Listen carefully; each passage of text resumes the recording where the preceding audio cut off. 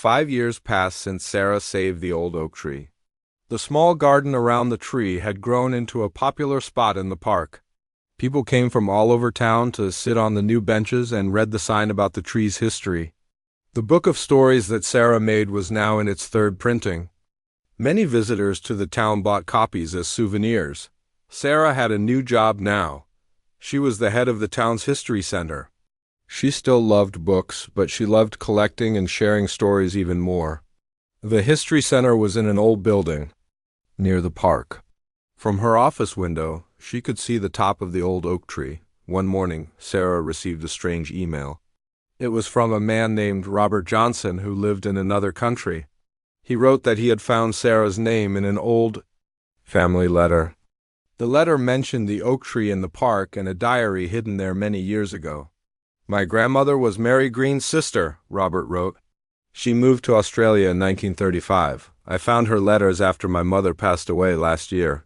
One letter mentions a secret that Mary and Thomas shared about the oak tree. I'm coming to your town next month and would like to meet you." Sarah was excited about meeting Robert. She emailed him back right away and agreed to meet when he came to town. She wondered what secret Mary's sister knew about the tree. The day Robert arrived, it was raining. They met at a small coffee shop near the park. Robert was a tall man with white hair and friendly eyes. He carried an old leather bag. "Thank you for meeting me," he said as they sat down. "I've been curious about this family story for a long time." Robert opened his bag and took out a bundle of old letters tied with a faded ribbon. "These are the letters my grandmother wrote to her daughter, my mother. This one mentions the oak tree." He handed Sarah a yellowed envelope. The letter inside was written in beautiful handwriting. Sarah read it carefully. "Dear Elizabeth," the letter began, "I received your letter about Thomas and Mary's 25th wedding anniversary. It made me think about the old oak tree in the park where they found each other again. Did Mary ever tell you about the treasure? Thomas buried something valuable under that tree before he went to find Mary. He told only a few people about it. I wonder if it's still there after all these years." Sarah looked up from the letter. "A treasure? The diary I found didn't mention any treasure." Robert nodded. "That's what made me curious. What did Thomas bury there, and is it still there now?" They finished their coffee and walked to the park, sharing an umbrella against the rain. The old oak tree looked dark and mysterious in the rainy weather. The garden around it was empty because of the rain. "The metal plate where I found the diary was over there," Sarah said, pointing to a spot near the tree's biggest root. "But that was many years ago. The ground has changed since then." Robert looked thoughtful. "Do you think the city would let you just look for the treasure?" "It belongs to Thomas's family, after all." Sarah wasn't sure. Digging in the park would need special permission, but she was curious too. What had Thomas buried there? Was it still under the ground after all these years?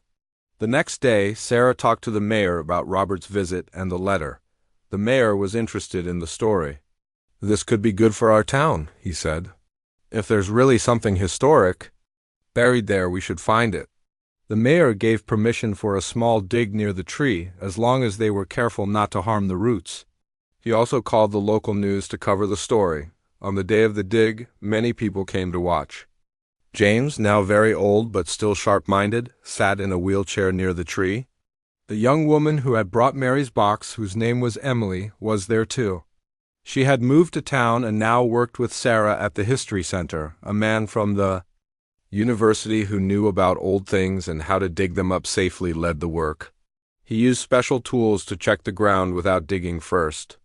"There's something metal about 2 feet down," he said, pointing to a spot near where Sarah had found the diary. "It's not very big." They began to dig carefully. The rain had made the ground soft, so it wasn't hard to dig. After about an hour, the man's shovel hit something solid. Everyone grew quiet as he brushed away the dirt. It was a small metal box, green with age. It had a lock, but the lock was rusted and broke easily when they tried to open it. Inside the box was another box made of wood, still in good condition. And inside that box, wrapped in oilcloth that had kept it dry for almost 100 years, was a book. It wasn't a diary this time. It was a first edition of a famous novel, signed by the author. There was a note with it in Thomas's handwriting. 4. Mary, the note read. The first copy of my book, under our special tree. I hope it will wait here until we meet again. James moved his wheelchair closer. My grandfather wrote a novel? He said, surprised. He worked for the newspaper. No one ever told me he wrote a book. Emily took the book carefully. This is The Oak Keeper by T.G. Wells. I've heard of this book. It's very rare. People thought the author was English, but no one knew who he really was. Sarah looked at the signature. T.G. Wells could be Thomas Green. He might have used a different name when he published his book. The local news reporter was taking pictures and asking questions. This was a big story for the small town. A famous mystery writer had lived here, and his lost first book had been found. In the days that followed, book experts came to look at the novel. They confirmed it was a real first edition, very valuable, both for its rarity and for the author's signature. The mystery of who T.G. Wells really was had been solved. Robert decided to donate the book to the town's history center. It belongs here, he said, with the tree and with all the stories you've collected. The story of Thomas, Mary, and the oak tree became even more famous. The History Center created a special display with the book, the diary, and pictures of Thomas and Mary. People came from far away to see it and to visit the old oak tree in the park. Sarah often thought about how finding that small box in the tree many years ago had changed so many things. It had saved the tree, brought people together, and uncovered a lost piece of literary history, and the old oak tree still stood in the middle of the park, its branches reaching up to touch the sky, still keeping watch over the town, and still holding stories in its roots, trunk, and branches. Some stories had been found and shared. Others were still waiting to be discovered. 10 years passed since the discovery of Thomas Green's book under the old oak tree. The small town had changed a lot in that time. More people came to live there. New buildings went up. But the park and the old oak tree remained the same, protected now by special laws that Sarah had helped to create. Sarah was 60 years old now. Her brown hair had turned completely gray. She still worked at the History Center, but only 3 days a week. She spent the rest of her time writing a book about the town's history. The story of Thomas, Mary, and the oak tree was an important part of the book. One day, a young man came to the History Center. He looked about 20 years old and carried a backpack. He had dark hair and bright blue eyes that looked familiar to Sarah. Can I help you? Sarah asked. The young man smiled. My name is Tom Wilson. I'm Emily's son. She told me to come see you. Sarah remembered Emily, the young woman who had brought Mary's box to the library years ago. Emily had worked with Sarah for several years before moving to another city. Emily's son? It's nice to meet you, Sarah said. How is your mother? She's fine, Tom said. She sent something for you. He took a small package from his backpack and handed it to Sarah. The package was wrapped in brown paper. Sarah opened it and found a small notebook inside. It looked very old. The first page had the name Mary Wilson Green written on it. It's Mary's diary, Tom explained. My mom found it in my grandmother's things after she passed away last month. Mom thought you should have it for the History Center. Sarah's hands shook a little as she opened the diary. She had found Thomas's diary many years ago, but she had never seen Mary's. She wondered what stories it might tell. Thank you, she said to Tom. This is a wonderful addition to our collection. Would you like a tour of the center? We have a whole section about your great-great-grandparents. Tom nodded, and Sarah showed him around the History Center. The display about Thomas and Mary had grown over the years. Now it included Thomas's book, both their diaries, old photographs, and many other items that people had donated. This is amazing, Tom said as he looked at everything. I grew up hearing stories about Thomas and Mary, but I never knew they were so important to this town. The old oak tree brought their story to life for all of us, Sarah said. Would you like to see it? The tree, I mean. They walked to the park together. The old oak tree looked beautiful in the afternoon light. Its branches were full of green leaves, and the garden around it was filled with flowers. Many people sat on the benches, reading or talking. Sarah and Tom sat down under the tree. Sarah told him about finding the first diary, about saving the tree from being cut down, and about discovering Thomas's book. Tom listened with interest. "I'm studying to be a writer," he said when Sarah finished her story. "That's why my mom wanted me to come here. She thought I might be inspired by my great-great-grandfather's story. Are you?" Sarah asked. Tom looked up at the branches of the old oak tree. "Yes," he said, "I think I am." In the following weeks, Tom came to the History Center often. He read both diaries carefully. He looked through all the photographs and letters. He spent hours sitting under the old oak tree, writing in his own notebook. Sarah watched him with interest. He reminded her a little of herself when she was younger, curious about the past and the stories it held. One day, Tom came to Sarah's office with excitement in his eyes. "I found something strange in Mary's diary," he said. "Look at this." He opened the diary to a page near the end. Mary had written about a dream she had about the oak tree. In the dream, the tree spoke to her and showed her visions of the future. It showed her children and grandchildren, and many other people she didn't know, all connected to the tree in some way. "Do you think it was just a dream?" Tom asked. "Or do you think the tree really showed her something?" Sarah thought about it. Over the years, many strange things had happened around the old oak tree: finding the diary, meeting James, saving the tree when it was going to be cut down, discovering the book. All these events seemed to be connected, as if guided by some unseen hand. "I don't know," Sarah said honestly, "but I've always felt there was something special about that tree, something more than what we can see or understand." Tom nodded slowly. "I feel it too," he said. "When I sit under the tree, it's like I can hear whispers, not real voices, but something." That evening, they went to the park again. The sun was setting, and the old oak tree cast a long shadow across the grass. They sat under its branches and watched as the sky turned orange and pink. "I've decided what I want to write," Tom said. "A novel about the tree. Not just about Thomas and Mary, but about all the people the tree has touched over the years. You, James, my mother, me, all connected by this one tree." Sarah smiled. "That sounds wonderful," she said. "A story that spans generations. Will you help me?" Tom asked. "You know more about the tree and its history than anyone else." Sarah agreed. Over the next year, she and Tom worked together on his book. Tom wrote the story and Sarah provided the historical details. They spent many hours under the old oak tree, talking and writing. When the book was finished, they held a special reading event in the park. Many people came to hear Tom read from his novel, The Whispering Oak. Emily came back to town for the event. James's daughter and grandchildren were there too.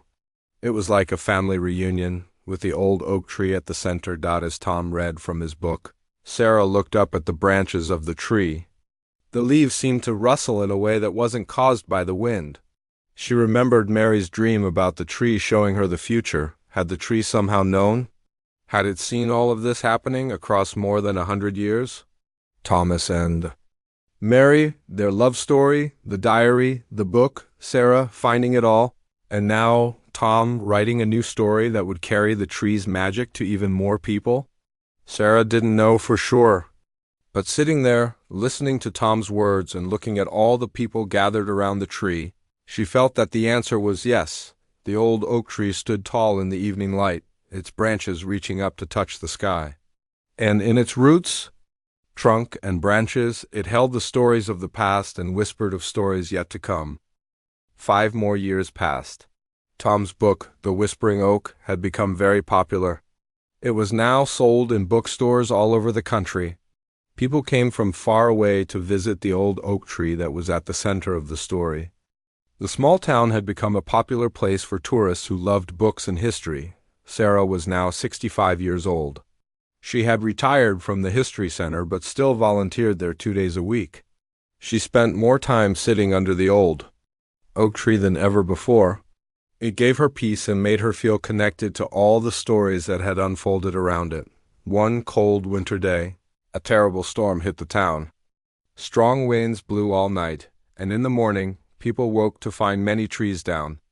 Sarah hurried to the park as soon as it was safe to go outside. Her heart beat fast as she made her way to the old oak tree. The tree was still standing, but one of its largest branches had broken off. It lay on the ground, its smaller branches and twigs scattered around. Sarah felt tears in her eyes as she looked at the damage. The tree had stood for so long, through so many years and stories. It hurt to see it broken. The town's tree expert came to look at the oak. She examined the broken branch and the rest of the tree carefully. The tree itself is still healthy, she told Sarah. But it's very old and the storm was very strong. We need to trim back some of the other branches to balance it and help it heal. Sarah nodded. Will it survive? She asked. I think so, the tree expert said, but it will look different. And we should use the wood from the fallen branch for something special. It seems wrong to just throw it away or turn it into mulch. News of the damaged tree spread quickly. Tom, who now lived in another city but came back often to visit, called Sarah as soon as he heard. I'm coming back, he said. I have an idea for the fallen branch. When Tom arrived, he brought a friend with him, a woman named Lisa who made things. From wood, Lisa looked at the fallen branch with interest. The wood is still good, she said. We can use it to make benches to go around the tree. And maybe something else, something special for the History Center. The town agreed to Lisa's plan. She and her team carefully cut the fallen branch into pieces and took them to her workshop. For many weeks, they worked on turning the old wood into new things. Spring came, and with it, new leaves on the old oak tree. It looked different now, with some of its branches trimmed back, but it was still alive and strong. Sarah visited it every day, watching as it healed and grew. One day in early summer, Lisa came to the park with her team. They brought 4 beautiful benches made from the oak tree's wood. Each bench had words carved into it, quotes from Tom's book about the tree and its stories. They placed the benches in a circle around the tree, in the spots where the most important events in the tree's history had taken place. Later that week, Lisa came to the History Center with one more thing, a small wooden box. It was made from the heart of the fallen branch and was carved with pictures of leaves and branches. It had a small lock and key, just like the boxes that had been found in and under the tree years ago. This is for the diaries and other small items in your display, Lisa told Sarah. I thought they should have a special place to rest when they're not being shown. Sarah touched the box gently. The wood felt warm under her fingers, as if it still held some of the life of the tree. It's perfect, she said. Thank you. That summer, the town held a special celebration for the old oak tree. They called it the Whispering Oak Festival. People came from all over to hear stories, to listen to music, and to sit on the new benches under the healing tree. Tom came back for the festival. He had news to share with Sarah. I'm writing a new book, he told her. It's about what happens when the tree is damaged but finds a new way to share its stories. Sarah smiled. You knew this would happen, she said. When you wrote the first book? Tom shook his head. I didn't know, he said. But sometimes it feels like the tree is telling me what to write. Like I'm just the one holding the pen. As the festival went on around them, Sarah sat with Tom on one of the new benches. They watched as people touched the tree, took pictures with it, and told their own stories about it. Do you ever wonder, Sarah asked, if we're part of a bigger story, one that the tree has been planning all along? Tom looked up at the branches above them. I think we are, he said. I think the tree has been growing this story for hundreds of years, and it's not finished yet. That night, after everyone had gone home, Sarah stayed in the park alone. The full moon shone down on the old oak tree, making its leaves look silver.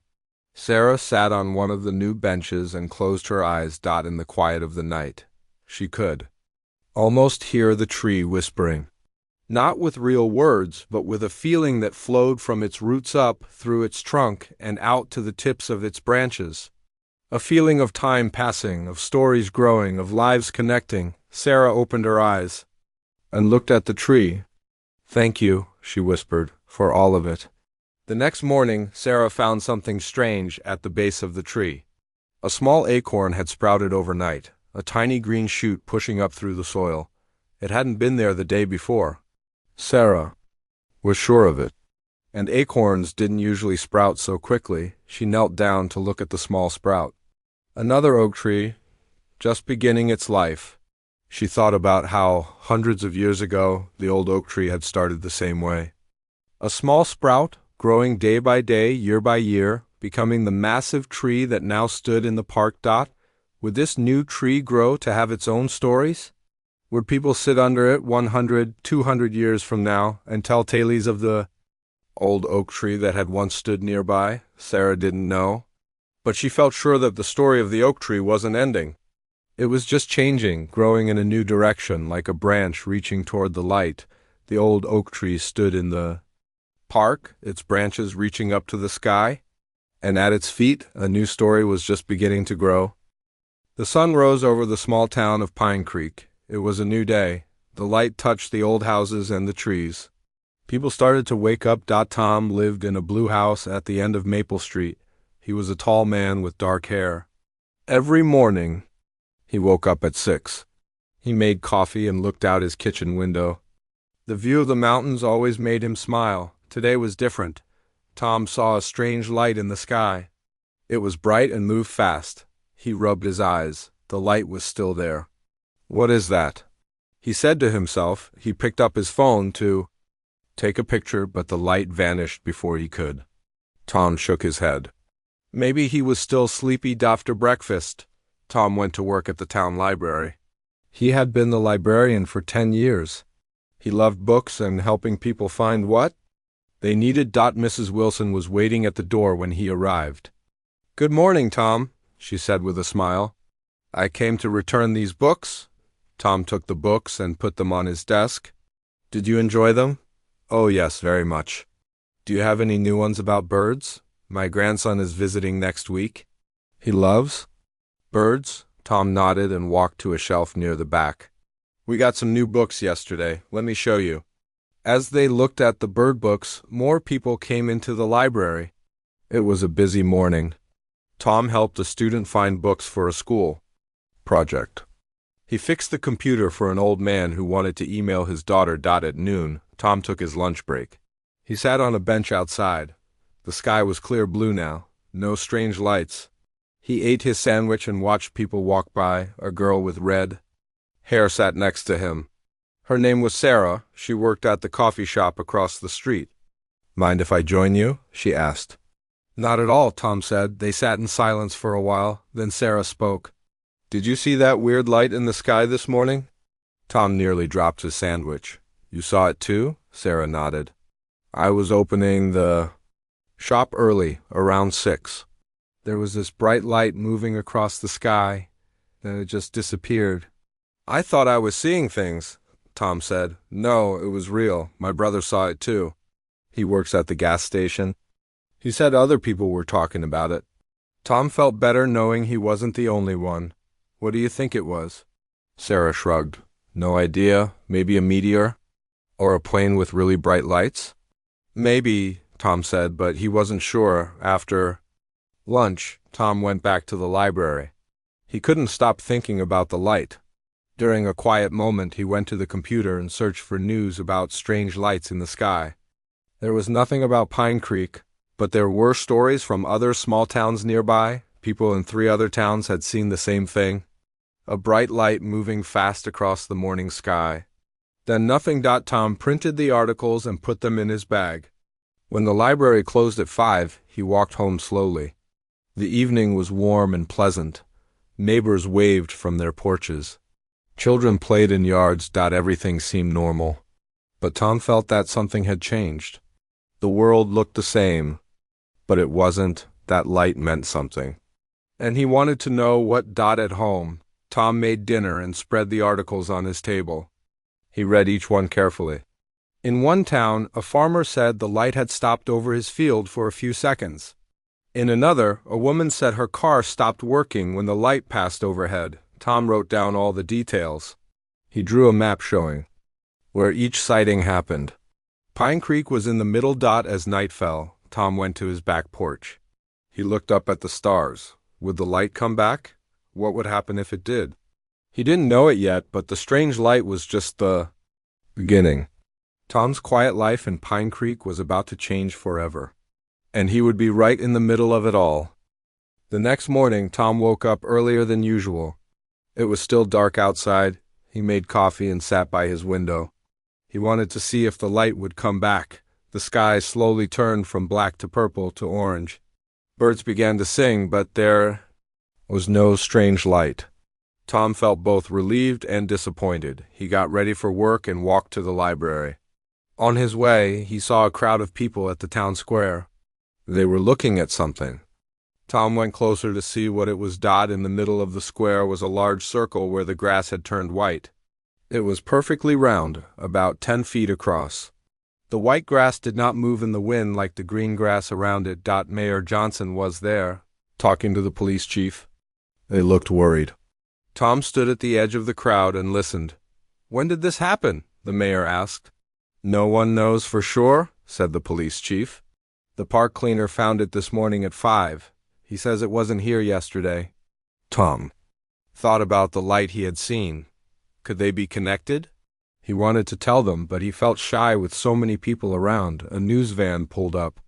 A woman with a microphone got out and started asking questions. Tom decided to go to work. He would come back later when it was quieter. At the library, everyone was talking about the white circle.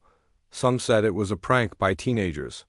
Others thought it was a chemical spill. A few whispered about aliens. Tom listened but didn't share what he had seen. Sarah came to the library during her lunch break. She found Tom organizing books. "Did you see it?" she asked. "The white circle?" Tom nodded. "This morning on my way to work." "Do you think it's connected to the light we saw?" "Maybe," Tom said. "The circle is right in the center of town. If you were in the sky and wanted to mark Pine Creek, that's where you'd put a mark." Sarah looked around to make sure no one was listening. "My brother talked to a truck driver who comes through town. He said there are white circles in those. Other towns too, the ones that saw the light." Tom felt a chill. This was bigger than just Pine Creek. "Have you told anyone else?" Sarah shook her head. "People would think I'm crazy. Or worse, they might get scared. But I thought you should know." After Sarah left, Tom couldn't focus on his work. He kept thinking about the white circles and the light. During his break, he went back to the town square. The crowd was gone, but the police had put yellow tape around the white circle. Tom took out his phone and took pictures. Then he noticed something strange. In the middle of the white circle was a small hole. It was so small that you could only see it if you were looking carefully. Tom took a picture of that too. He was about to leave when he felt someone watching him. Across the square, a man in a black suit stood under a tree. He was looking right at Tom. When their eyes met, the man turned and walked away quickly. Tom felt uneasy. Who was that man? He didn't look like he was from Pine Creek. That evening, Tom didn't go straight home. He drove to the next town over, Riverdale. He wanted to see their white circle. It took him 30 minutes to find it. It was in a field behind the high school. Just like in Pine Creek, it was a perfect circle of white grass. Tom parked his car and walked closer. The yellow tape here was already broken. No one was watching. Tom stepped into the circle. The white grass felt cold under his feet, even through his shoes. In the center, there was a small hole, just like in Pine Creek. Tom knelt down and looked at it closely. It went straight down into the earth, deeper than he could see. Tom took out a pen from his pocket and dropped it into the hole. He waited to hear it hit bottom, but there was no sound. The pen was gone. Suddenly Tom felt dizzy. The world seemed to spin around him. He closed his eyes and took deep breaths. When he opened them again, everything was normal, but he knew something had changed. He had changed. Back in his car, Tom noticed his hands were trembling. What was happening to his town? To him? He needed to know more. When he got home, Tom turned on his computer and started a document. He wrote down everything he knew about the light and the white circles. He added his pictures. Then he searched online for more information. There was very little. A few posts on social media. A small article in the Riverdale newspaper. Nothing official. It was as if someone was keeping it quiet. As Tom was typing, his lights flickered. His computer screen went black, then came back on. Outside, a dog started barking, then another. Soon all the dogs in the neighborhood were barking. Tom went to his window and looked out. The street was empty, but the air felt different, heavy, like before a storm. He looked up at the sky. The stars were bright. Then between one blink and the next, a new light appeared. It was moving towards Pine Creek, towards Tom's house. Tom didn't run, he didn't hide. He stood at his window and watched as the light grew larger and brighter. Whatever was coming, he would face it.